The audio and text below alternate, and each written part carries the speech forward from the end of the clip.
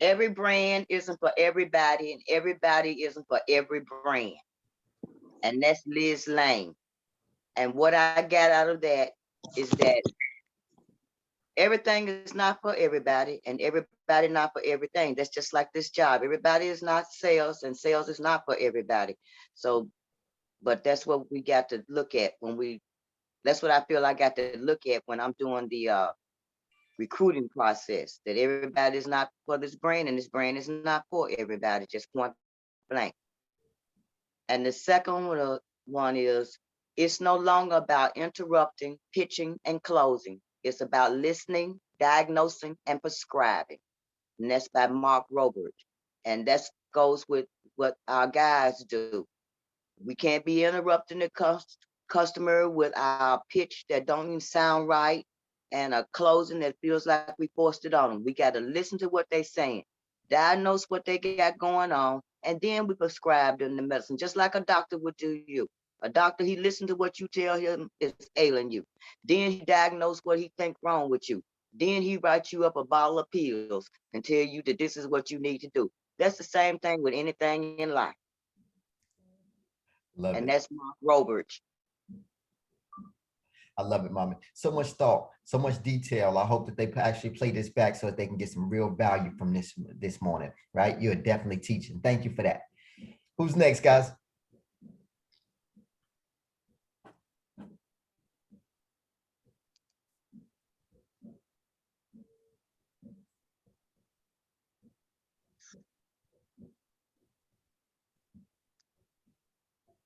Ron, you're on mute if you're still there.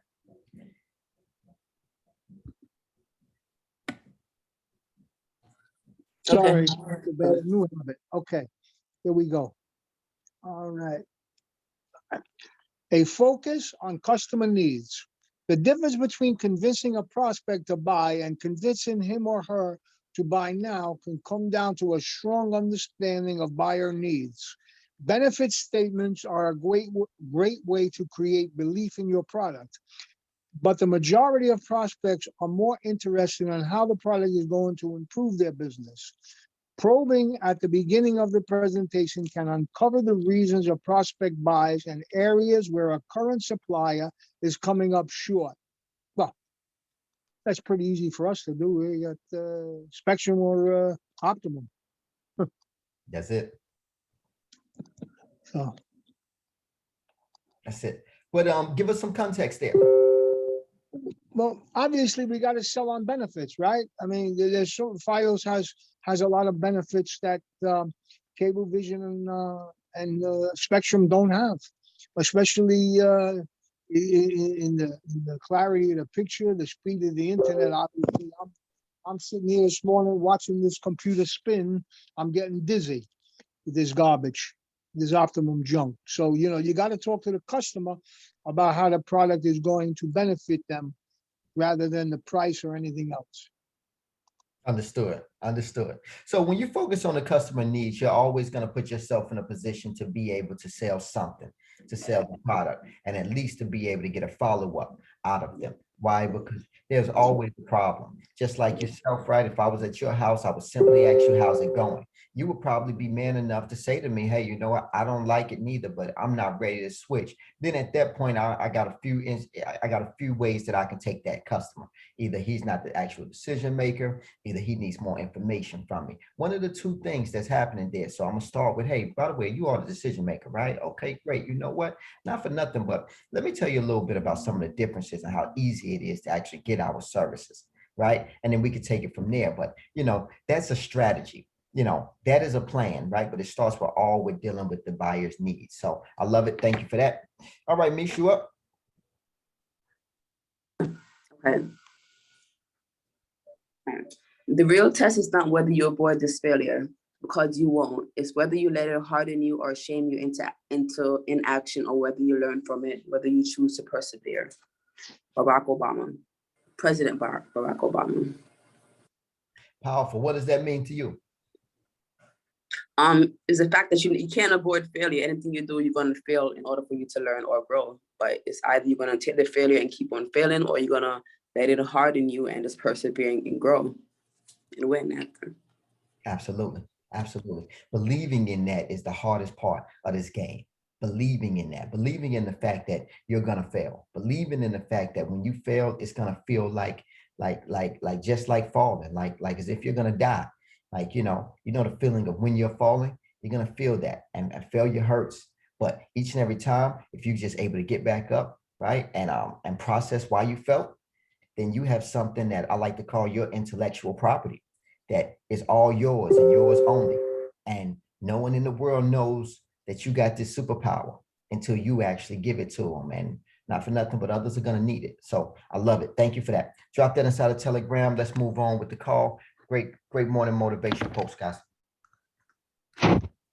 Woohoo! All right. Let me share my screen here with you once I get Grant caught on up.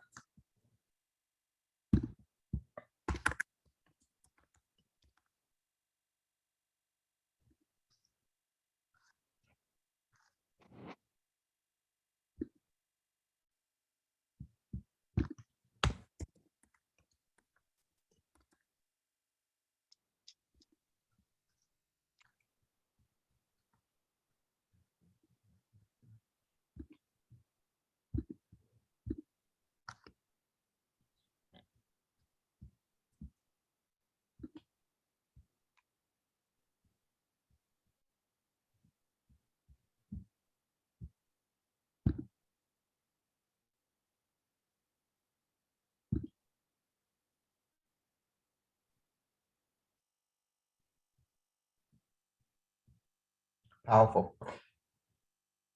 3 minutes, 8 seconds, guys.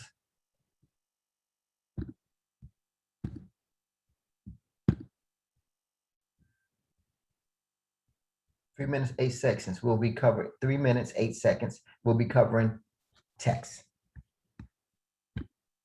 Texting. I've texted people as soon as they left and seen them return. I've called them before and I've texted them before. I'll text somebody a photo. Hey, I had this photo on my phone, wanted to send it to you, and literally had somebody pick up the phone right then, right there, and call me and say, hey, we're coming back to do this. Why? Why am I lucky? A guy next to me is like, man, you're the luckiest guy I ever met. No, I texted him and I called him and you didn't. Okay. Look, people love texting because there's distance between the communication. Texting is different than a phone call because it allows them to consume data, have content, look at an image, grab a link without communicating back with me. Also, people love their devices. This texting is so underused by everyone, mostly because you as a salesperson or you as a company don't commit to getting that cell number.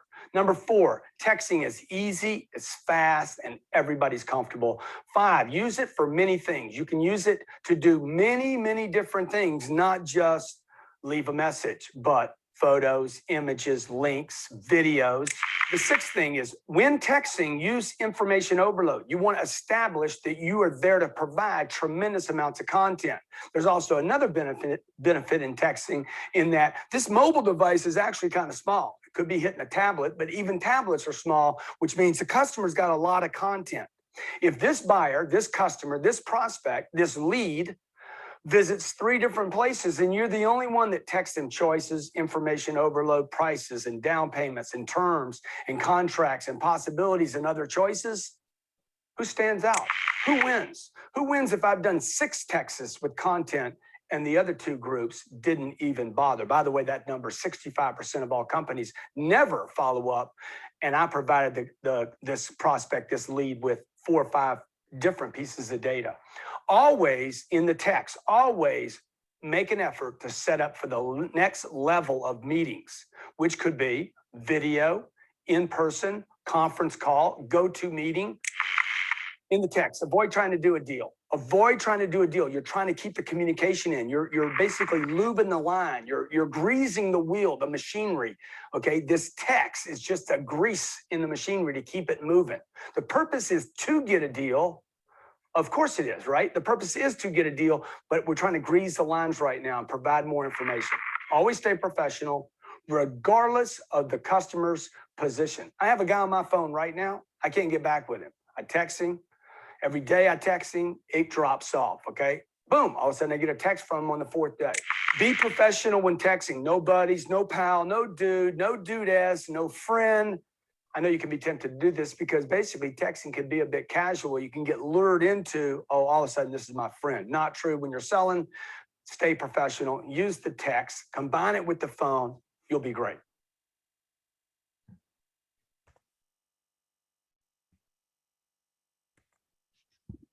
Texting. I've texted people as soon as they left. Let's get to the quiz. All right. According to Grant, how is texting different than a phone call? Is it A, customers can consume data? Is it B, customers can have content? Is it C, the use of images and links? Is it D, texting is easy? Or is it E, all of the above? All the above. E. All of the above, definitely. Easy.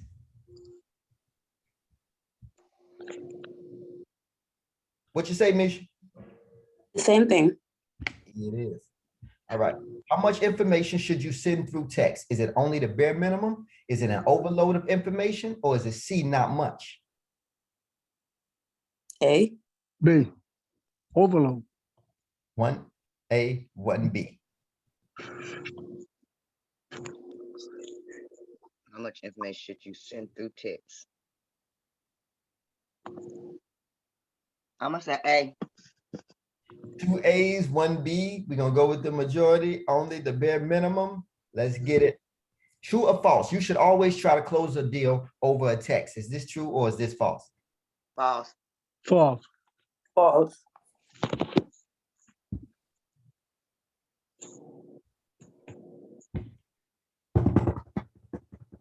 It's just There you go. All right. So out of 3, we missed 1. That's a 67%.